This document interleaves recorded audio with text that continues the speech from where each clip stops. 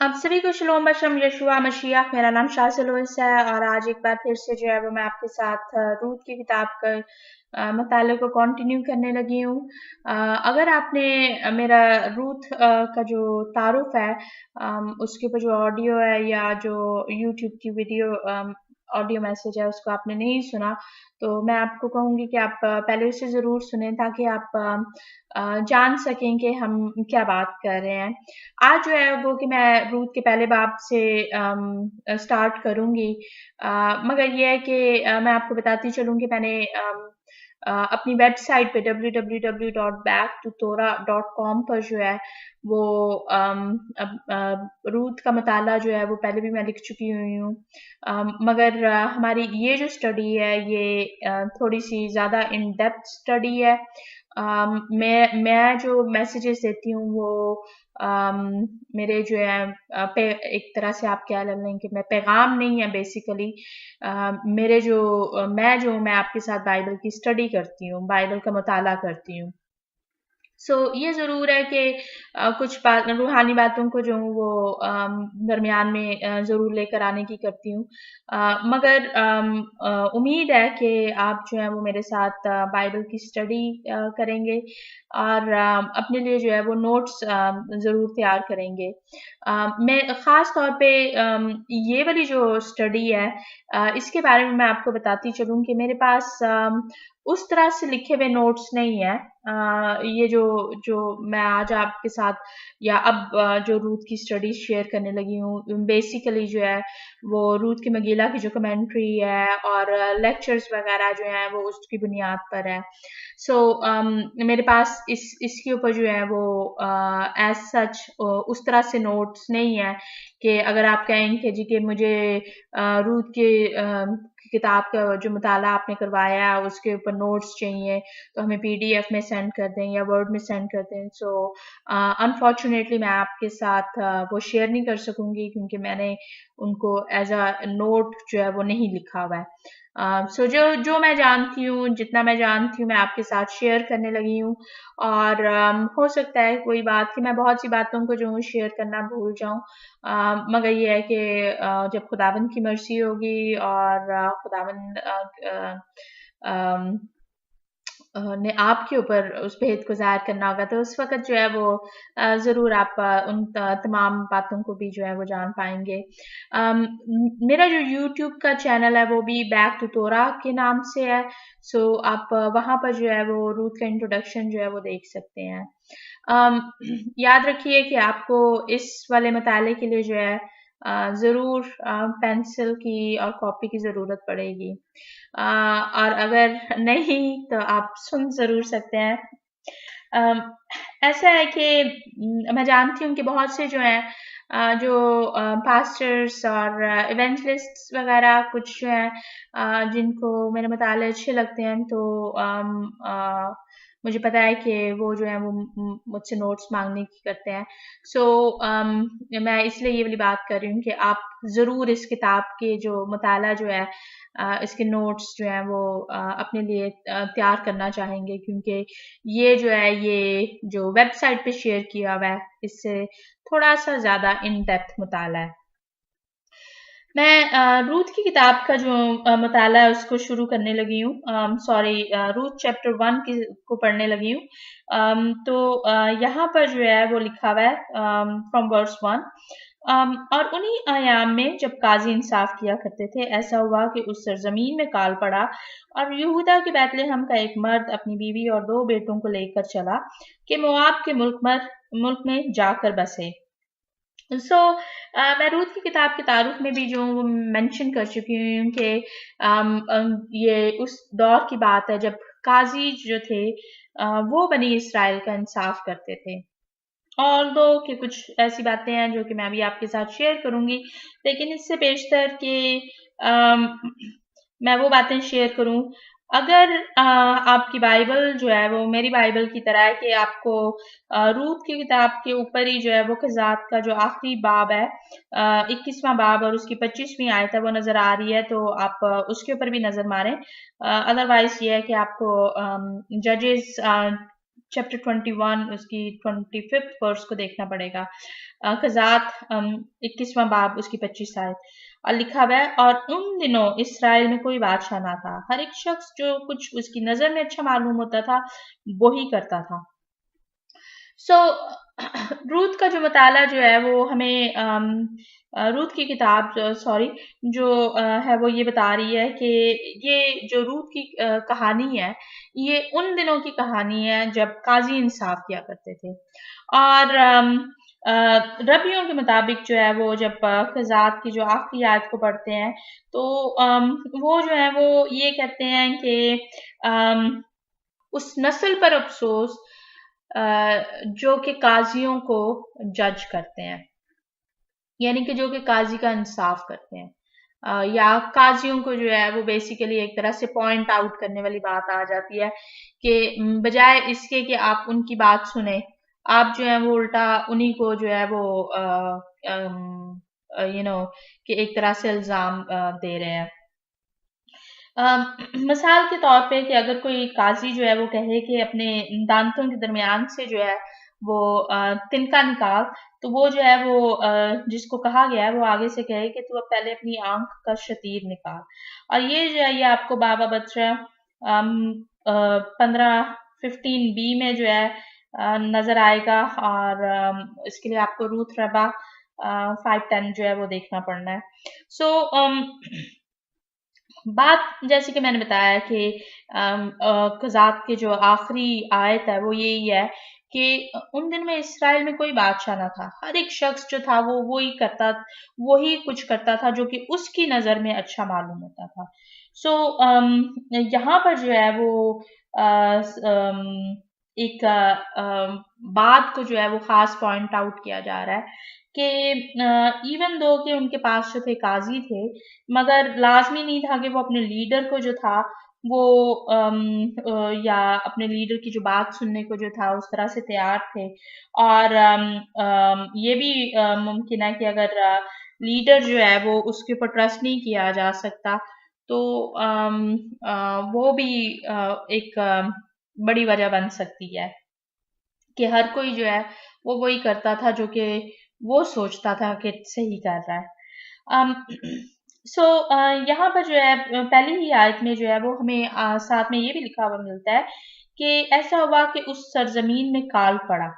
और काल के बारे में जो है वो अगर क़ज़ात की किताब को आप पढ़ें तो वहां पर हमें जिदाउन की जो कहानी है उसमें जो है वो बेसिकली साफ नजर आता है कि अम, बनी इसराइल का जो अनाज जो था वो मदियानी जो थे वो अपना उनसे जो था वो चोरी करके ले जाते थे, एक्सक्यूज मी। और उनके लिए जो था वो या तो वो उनकी जो काश्त जो थी वो जितना अनाज उन्होंने काश्त किया होता था वो उसको ज़ाया कर देते थे, या फिर वो जो था वो खराब कर देते थे, और वो यू नो के बेसिकली जो थे वो बनी इसराइल को जो था वो तबाह करने के लगे हुए थे। और यही एक दौर है जब हमें जो है वो अनाज की जो है वो किल्लत नजर आती है। सो हो सकता है कि काल ही हो, मगर जहां पर हमें खाने की किल्लत नजर आती है तो वो जो है वो सिर्फ और सिर्फ जुदाउन का जो दौर है वो दौर है। और फिर लिखा हुआ है कि और यहूदा के बैतलहम का एक मर्द अपनी बीवी और 2 बेटों को लेकर चला। सो बैतलहम जो है बैत का मतलब जो है वो घर है, और लखम अबरानी में जो लफ्ज है उसके उर्दू में मानी है रोटी। सो बैतलहम का जो मतलब जो है वो है कि वो इलाका जो कि जहां पर खाने का जखीरा था। अगर आपने यूसुफ की कहानी को पढ़ा हुआ है तो आपको खुद भी इल्म होगा कि उसने जो थे वो शहर जो थे वो बनाए, उन शहरों में जो था मुकर्रर किए थे जहां पर अनाज को जो था अनाज का जखीरा किया गया था। सो बैतलहम जो है वो बेसिकली वो इलाका है जो कि खाने के जहां पर खाने का जखीरा था। और यहाँ पर जो है वो हमें खास लिखा हुआ मिलता है कि वो यहूदा के बैतलहम का एक मर्द था, और जो कि अपनी बीवी और 2 बेटों को लेकर चला था कि मोआब के मुल्क में जाकर बसे। ट्रेडिशनली, रवायती तौर पर अगर आप देखें तो अब्राहम मिस्र को गया, इसहाक मिस्र को गया, और याकूब जो था वो भी जो था वो इवेंचुअली मिस्र को गया। So, unlike Abraham, Isaac और जेकब, अब्राहम, इसहाक और याकूब की मानद, ये जो मर्द है ये बजाय मिस्र की तरफ को जाने के, ये जो है ये मोआब के मुल्क को जो है वो गया है। और जो खास बात आ जाती है वो यही है कि आखिर क्या वजह थी कि उसने जो था वो मोआब का मुल्क को चुना था। इसके बारे में जो है वो ज़ाहिर बात है कि हम आगे जो है वो ज़रूर बात करेंगे, क्योंकि ये जो है ये हमारा एक आप कह लें कि अहम टॉपिक बन जाता है कि आखिर मोआब का मुल्क ही क्यों, यू नो। सो मोआब के बारे में जो है वो मैं आपको पहले भी बता चुकी हूँ कि मोआबी कौम जो थी वो कहाँ से आई थी। मोआबी कौम जो थी बेसिकली वो आप कह लें कि लूत से जो थी, अब्राहम के भांजे जो लॉट जो था वो उसकी उसकी उसकी नस्ल में से था, अमून और मोआब। दूसरी आयत में जो है रूत पहला बाब उसकी दूसरी आयत में जो है वो लिखा हुआ है, उस मर्द का नाम एलीमलक और उसकी बीवी का नाम नियोमी था, और उसके दोनों बेटों के नाम महलोन और कलियोन थे। ये यहूदा के बैतलहम के इफराती थे, सो वो मोआब के मुल्क में आकर रहने लगे। हमें यहाँ पर जो है वो एक बार फिर से जो है वो जो खास पीस ऑफ इंफॉर्मेशन जो है वो मिलती है, वो जो है वो उनके नाम है, क्योंकि चारों के नाम जो है वो जरूर मेंशन किए गए हैं, और साथ ही में जो है वो ये भी कहा गया है कि वो यहूदा के बैतलहम के इफराती थे। एफराता का जो इलाका जो है, एफरात, वो जो है वो हमें नए ऐतनामे में मिलता है, मगर ये है कि अम, अम, जो अफराती जो है वो उसका एक माने जो मैंने अपने नोट्स में कहीं पर लिखा हुआ था वो ये था कि वो जो है वो प्रिंसेस थे, यानी कि वो शाही घराने के थे। उनका जो जो तल्लुक जो था वो लोगों के ऊपर जो जिस जिस घराने से था वो बेसिकली एक तरह से जो था वो ऐसा था कि वो इसराइल के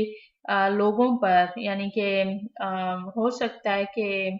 सिर्फ यहूदा के कबीले के, लेकिन आई मीन के वो उस घराने से थे जो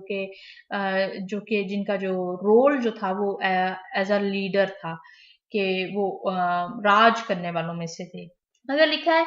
कि उस मर्द का नाम जो है वो अलाई मलिक है, सो अलाई मलिक का जो नाम जो है वो काफी इंटरेस्टिंग है, क्योंकि अलाई मलिक जो है, जो अगर आपने मेरा इसके ऊपर जो आर्टिकल जो मैंने लिखा है रूत के पहले बाब के ऊपर जो आर्टिकल लिखा हुआ है उसमें जो है वो मैंने मेंशन किया हुआ है कि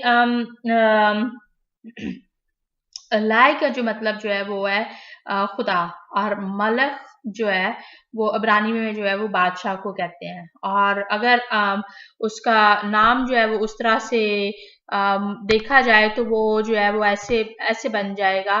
कि खुदा बादशाह है। मगर रबी जो है वो जरा इसकी जो जिस तरह से थोड़ा सा इस नाम की जिस तरह से एक्सप्लेनेशन देते हैं, वो ये कहते हैं कि जो जो नाम जो था अलाई मलिक का जो नाम जो था वो ऐसा था कि दो लफ्ज, फिर दोबारा से वही कि दो लफ्ज हैं, लेकिन जो अबरानी में जो अलाही है, अम, अ, अली मलक नहीं, अलाई मलक, और वो जो है वो ये बन जाता है कि वो जिसकी वजह से बादशाहत है। और रबियों की नज़र में जो था वो ये भी एक सवाल था कि आखिर क्या वजह थी कि अलाई मलिक जो था वो यहूदा को छोड़कर जो है बैतलहम को छोड़कर जो है वो मोआब के मुल्क में जाना पड़ा था। मिस्र में तो जो था बाकी सारे जो थे वो इस वजह से गए थे कि वहां पर जो था वो अनाज था, मगर क्या वजह थी कि उसने जो था वो बनी इसराइल को की सरजमीन को छोड़कर तो मुआब की सरजमीन में जाना पसंद किया। और जैसे कि मैं पहले मेंशन कर चुकी हूँ कि हमें ये नहीं इल्म है कि आई मीन गो के कज़ात के जो आखिरी आयत है वो ज़रूर इस बात के मेंशन करती है कि हर कोई जो है वो वही करता था जो कि उसकी नज़र में अच्छा था। सो उनके लिए जो है वो ये है कि जब जब